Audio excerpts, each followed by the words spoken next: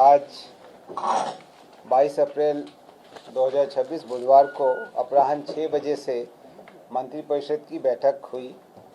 उसके संबंध में ब्रीफ करने के लिए ही यह कॉन्फ्रेंस आयोजित की गई है। आज कुल 22 एजेंडा पर विचार हुआ। एक एक करके मैं बता दे रहा हूँ।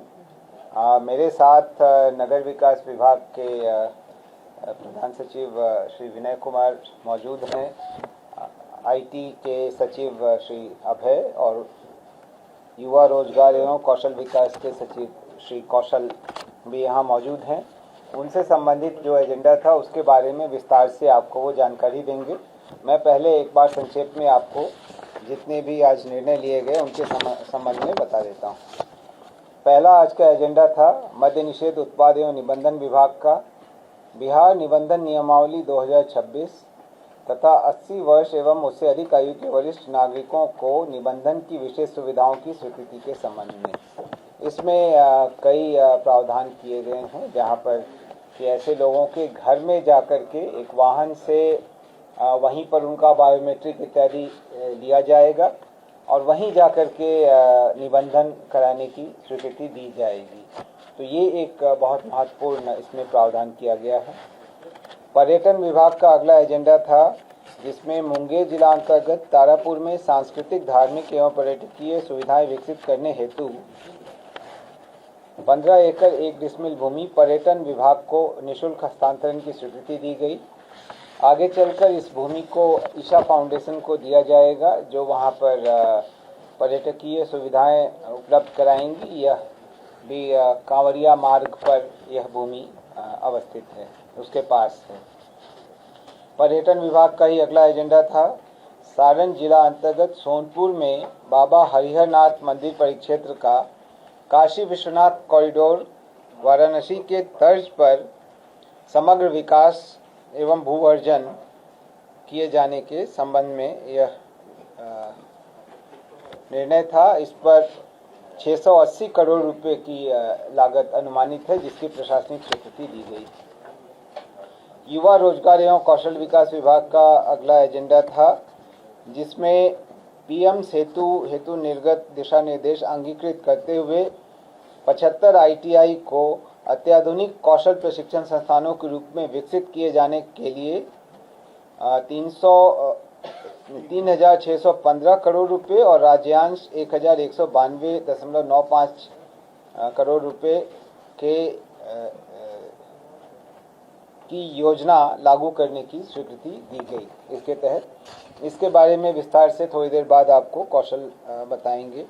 नगर विकास एवं आवास विभाग का अगला एजेंडा था, राज्य में सुनियोजित शहरी विकास को प्रोत्साहित करने के लिए चयनित 11 ग्रीनफील्ड सैटेलाइट टाउनशिप के विकास के लिए विशेष क्षेत्र तथा कोर क्षेत्र, उनके नामकरण तथा उन क्षेत्रों में भूमि के क्रय विक्रय एवं हस्तांतरण के साथ भूमि के विकास एवं भवनों के निर्माण पर रोक लगाने की स्वीकृति के संबंध में।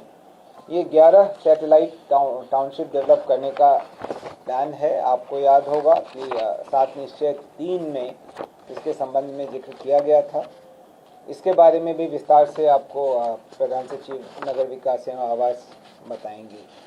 सूचना प्रौद्योगिकी विभाग का अगला एजेंडा था, जिसमें आईआईटी पटना रिसर्च पार्क की स्थापना हेतु राज्य सरकार की ओर से आईआईटी पटना को 305 करोड़ रुपए की सहायक अनुदान की स्वीकृति दी गई। इसके बारे में विस्तार से आपको सेक्रेटरी आईटी बताएंगे। इंक्यूबेशन सेंटर आईआईटी पटना के फेज 2 के क्रियान्वयन के लिए 39 करोड़ 1 लाख रुपए की प्रशासनिक स्वीकृति दी गई। यह भी आईआईटी पटना को दी गई है। गृह विभाग का अगला एजेंडा था, जहां पर पुलिस दीदी के लिए, महिला पुलिस कर्मियों जिनको पुलिस दीदी भी कहते हैं, के लिए 1500 स्कूटी के क्रय हेतु 18 करोड़ 75 लाख रुपए और 3200 मोटरसाइकिल पुलिसकर्मियों के लिए क्रय हेतु 48 करोड़ रुपए, कुल 66 करोड़ 75 लाख रुपए की स्वीकृति दी गई। गृह विभाग का ही अगला एजेंडा था, जिसमें पटना जिला के राजीव नगर थाना क्षेत्र अंतर्गत ERSS जो डायल 112 है, डायल 112 का ऑफिस आपको पता है अभी कहाँ चल रहा है। वो एक टेम्पररी जगह है। अब उसका परमानेंट बिल्डिंग बनाने के लिए राजीव नगर क्षेत्र में ज़मीन अक्वायर कर ली गई थी, वो प्राप्त कर ली गई थी। उस पर काफ़ी बड़ा उसमें प्रेजेंटेशन वगैरह करा करके उसका एक डिज़ाइन तैयार किया गया है, जिसके लिए 172 करोड़ 80 लाख रुपए की स्वीकृति दी गई है। इसमें 2 बेसमेंट, ग्राउंड फ्लोर और 7 फ्लोर होंगे। यह काफ़ी अत्याधुनिक सुविधाओं से लैस यह स्ट्रक्चर होगा। गृह विभाग का ही अगला एजेंडा था, जहां बहुमंजिली भवनों की अग्नि सुरक्षा बचाव के लिए 62 मीटर ऊंचाई के एक हाइड्रोलिक प्लेटफॉर्म से टर्न टेबल एरियल लैडर के क्रय के लिए पूर्व के स्वीकृतादेश को संशोधित करते हुए नई स्वीकृति 18 करोड़ रुपए की दी गई है।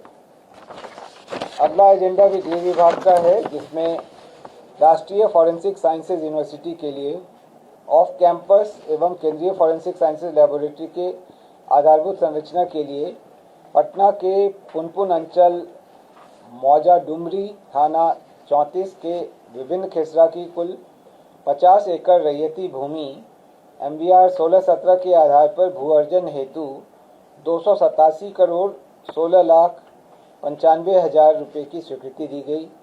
इस जगह पर राष्ट्रीय फॉरेंसिक साइंसेज यूनिवर्सिटी का बिहार का कैंपस बनेगा और वहीं पर सेंट्रल फॉरेंसिक साइंसेज लेबोरेटरी जो है वो भी स्थापित होगा। इन दोनों की स्वीकृति गृह मंत्रालय भारत सरकार से मिल गई।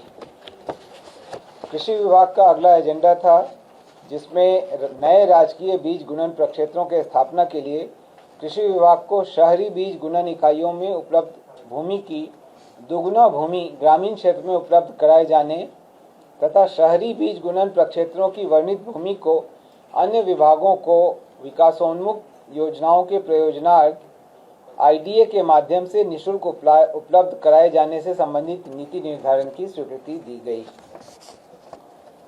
आपदा प्रबंधन विभाग का अगला एजेंडा था, जिसमें सामूहिक सड़क दुर्घटना को राज्य की विशेष स्थानीय प्रकृति की आपदा के अंतर्गत शामिल करने एवं सामूहिक सड़क दुर्घटना में मृत व्यक्ति के परिजन व गंभीर रूप से घायल व्यक्ति को राज्य आपदा रिस्पांस फंड द्वारा निर्धारित प्रक्रिया एवं मानदंड के अनुरूप अनुग्रह अनुदान के भुगतान करने की स्वीकृति दी गई। ये 2021 के पूर्व यह लागू थी। 2022 से दूसरी योजना प्रारंभ हो गई थी। यह महसूस किया गया कि उसको फिर से प्रारंभ किया जाए, इसके लिए इसको लाया गया है। अगला एजेंडा भी आपदा प्रबंधन विभाग का था, जिसमें 15/9/21 से 31/3/22 तक की अंतरिम अवधि में सामूहिक सड़क दुर्घटना में मृतकों के परिजनों एवं गंभीर रूप से घायल व्यक्तियों को सहाय मानदंड के अनुरूप अनुग्रह अनुदान भुगतान करने की स्वीकृति दी गई। इन दोनों ही मामलों में यह पाया जाता रहा है कि जो एक्सीडेंटल क्लेम है हिट एंड रन का, उसमें प्रक्रिया के चलते थोड़ा वक्त लगता है।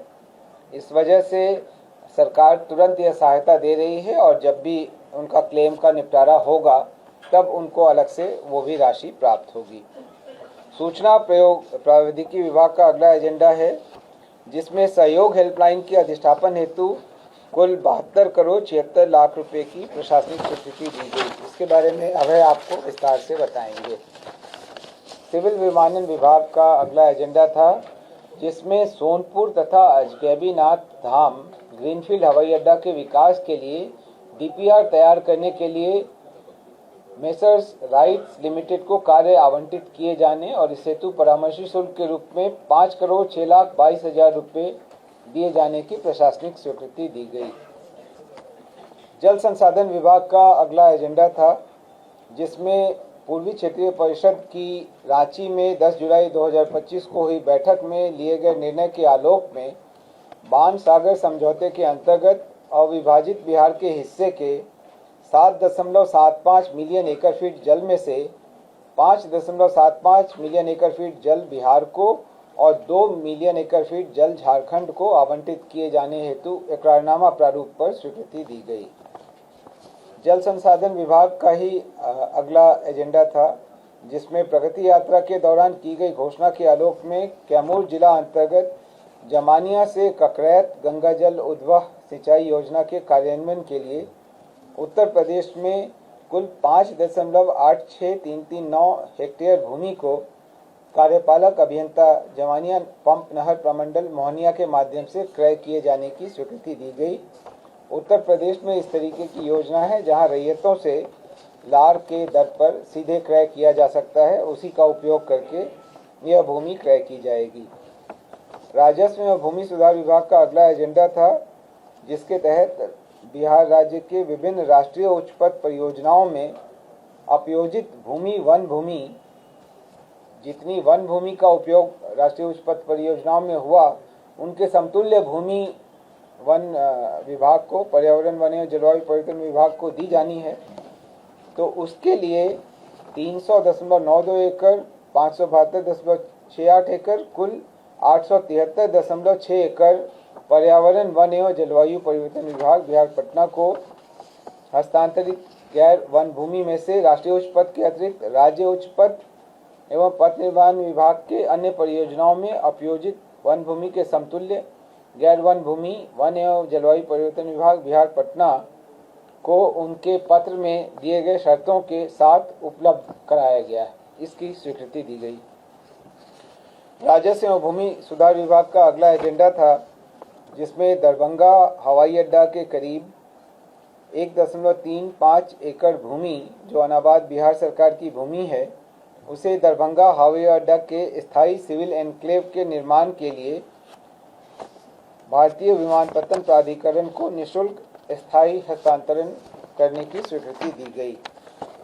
राजस्व एवं भूमि सुधार विभाग का ही अगला एजेंडा था, जिसमें चाणक्य राष्ट्रीय विधि विश्वविद्यालय पटना के विस्तारीकरण हेतु मौजा पुरंदरपुर थाना 21 खाता 31 के अंतर्गत 7 एकड़ भवन निर्माण विभाग बिहार पटना के स्वामित्व की भूमि को निःशुल्क स्थायी हस्तांतरण की स्वीकृति दी गई।